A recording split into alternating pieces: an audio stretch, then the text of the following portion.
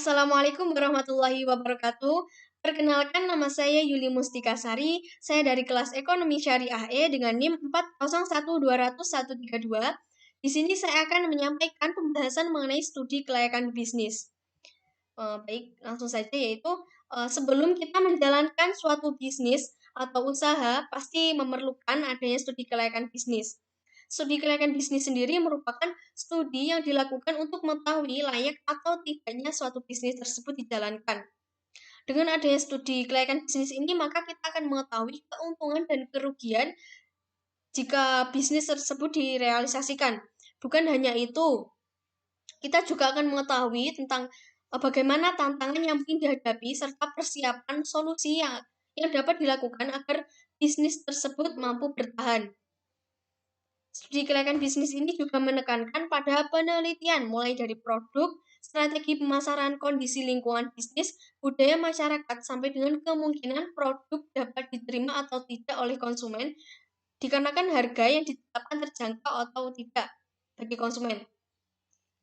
Adapun manfaat atau keuntungan dilakukannya studi kelayakan bisnis ini yakni lebih memahami peluang usaha, menguji konsep bisnis, menambah kepercayaan diri dalam menjalankan usaha atau bisnis, serta memantapkan aspek keuangan. Selain itu juga terdapat beberapa pihak yang berkepentingan terhadap studi kelayakan bisnis. Di antaranya yang pertama yaitu pihak investor. Sebelum para investor menyetujui untuk menanamkan modalnya pada bisnis, maka ia akan mempelajari laporan studi kelayakan bisnis yang akan diajukan. Dikarenakan hal tersebut dijadikan sebagai bahan pertimbangan oleh para investor untuk memperoleh keuntungan yang akan didapatkan serta atas jaminan keselamatan mengenai modal yang akan ditanamnya pada bisnis tersebut. Yang kedua yaitu pihak kreditor. Kreditor di sini dimaksudkan yaitu sebagai pihak yang akan dipinjami modal bisnis. Seperti yang akan dipinjami modal adalah bank. Maka bank tersebut juga memiliki hak untuk meninjau ulang studi kelayakan bisnis yang telah dibuat atau dirancang untuk mempertimbangkan keputusannya apakah akan memberi pinjaman atau tidak. Dan hal tersebut harus sesuai dengan aturan atau syarat dari sang kreditor. Untuk yang selanjutnya yaitu pihak manajemen perusahaan.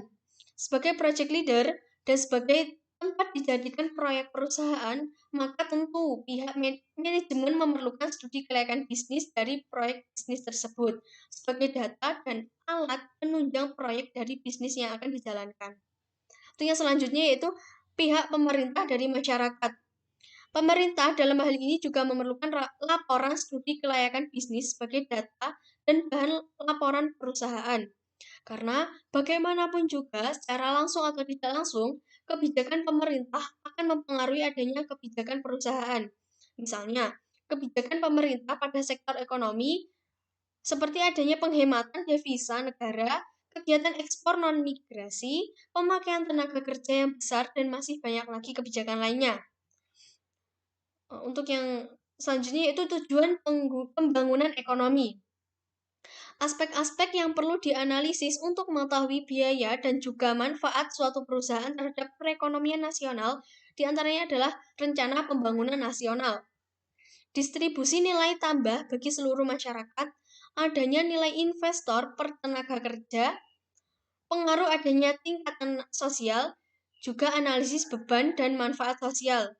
Dengan demikian, maka jelaslah bahwa studi kelayakan bisnis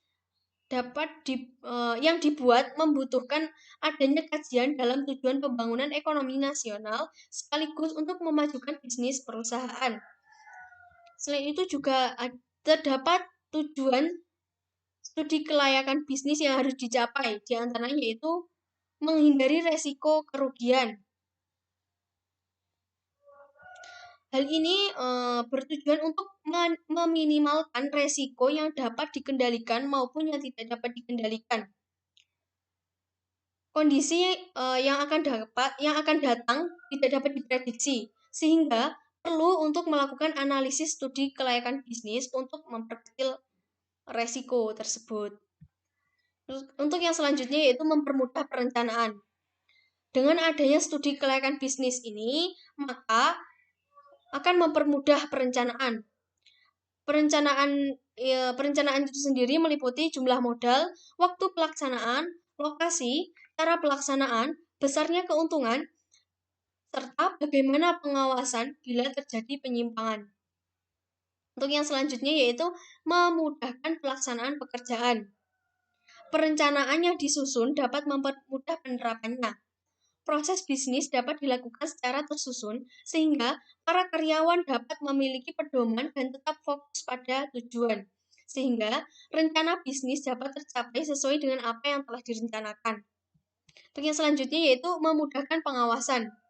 Dengan pelaksanaan yang sesuai dengan rencana yang telah disusun, maka pengawasan dalam proses bisnis akan lebih mudah.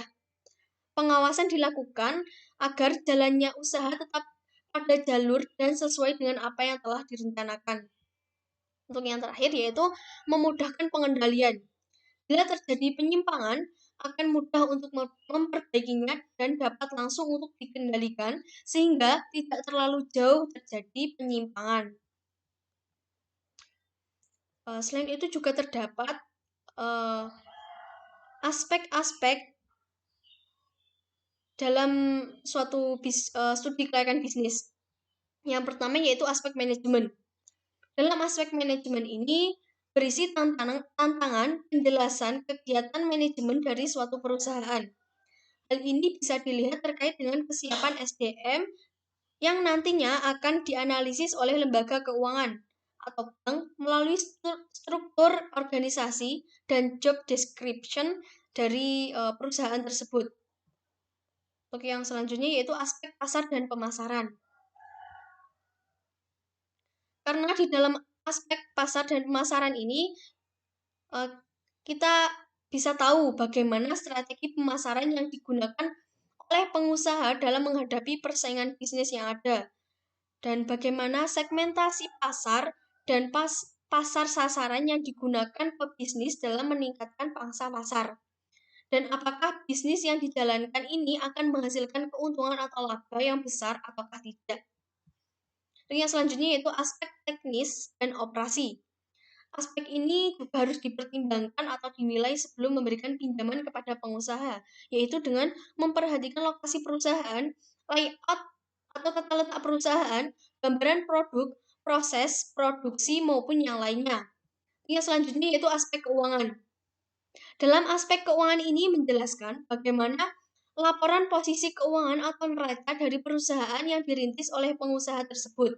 Pihak bank akan mempertimbangkan dengan melihat laporan arus kasnya atau cash flow, dan dari mana ia memperoleh sumber dana, perkiraan kebutuhan dana, serta proyeksi laba rugi perusahaan.